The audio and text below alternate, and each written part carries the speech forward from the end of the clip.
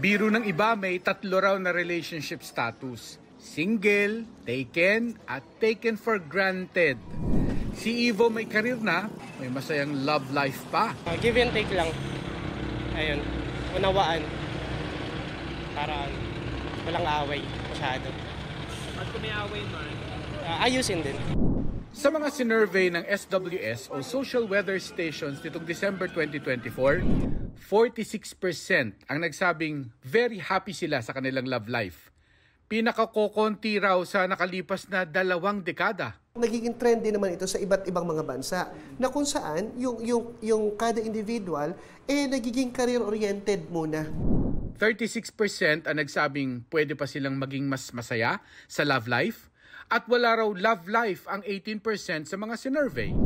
Tinanong namin ng mga kapuso online, masaya ba ang inyong love life? Ang isang netizen, nasa road to 11 years na raw kasama ang partner na pogi, masipag at marespeto, habang ang isa pa ikinasal na sa kanyang first girlfriend. May nagsabi namang sa una lang daw masaya, may nagsisisi na raw, at may isang super stressed. Sabi ng iba pa, mas masaya raw kung maraming pera at pag bumaba ang presyo ng bigas. Ang ibang netizens, masaya kahit walang love life. Sabi ng isa, more on self-love. Si Jessie kahit iniinda ang usok, init at pagod sa trabaho bilang street sweeper, nagagawang asikasuhin daw ang mga anak at asawang may sakit. Ang paraan niya para ipakita ang pagmamahal, pasok sa acts of service, isa sa 5 love languages base sa konsepto ng American author na si Gary Chapman. Sa survey ng SWS, pinakamarami o 67% ng mga Pilipino ang nagpaparamdam ng acts of service o yung paglilingkod o serbisyo. Hindi nakataka-taka ayon sa isang sociologist dahil dati nang pinupuri ang Pilipinong marunong manilbihan. Kasi before, may ligawan session doon itatawag paninilbihan kung saan yung lalaki magiging present sa family, tumutulong siya. Kasi nakikita yung kung anong ugali mo, kung gaano ka patient, kung tutunay ba talagang pagmamahal. Tig 51% naman ang mga nagpapahayag ng pagmamahal o papuri o words of affirmation at yung mga nagbibigay ng oras o quality time. Through sweet messages and then gifts, ganun. Words of affirmation.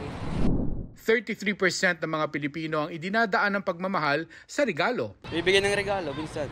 Pag may kayang budget. Siguro, grocery.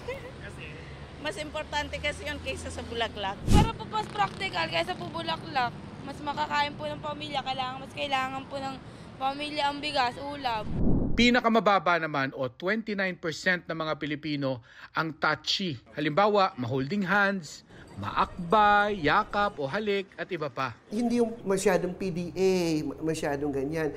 May paggalang kasi tayo, marunong yan tumingin ng nasa paligid niya. Marunong yan tumingin ng nararamdaman ng ibang tao. Hawakan yung kamay nung girl or nung guy. Teka muna, baka naiilang siya, baka hindi niya gusto. So, medyo magaan tayo pagdating sa physical touch. Wala naman talagang iisang formula para sa isang happy love life kasi magkakaiba naman talaga tayo ng love language. Tapos magkakaiba pa yung mga taong tatanggap nito.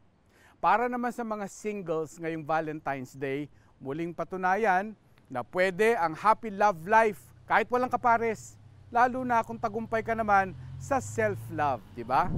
Para sa GMA Integrated News, ako si Mark Salazar, ang inyong saksi. Mga kapuso, maging una sa saksi.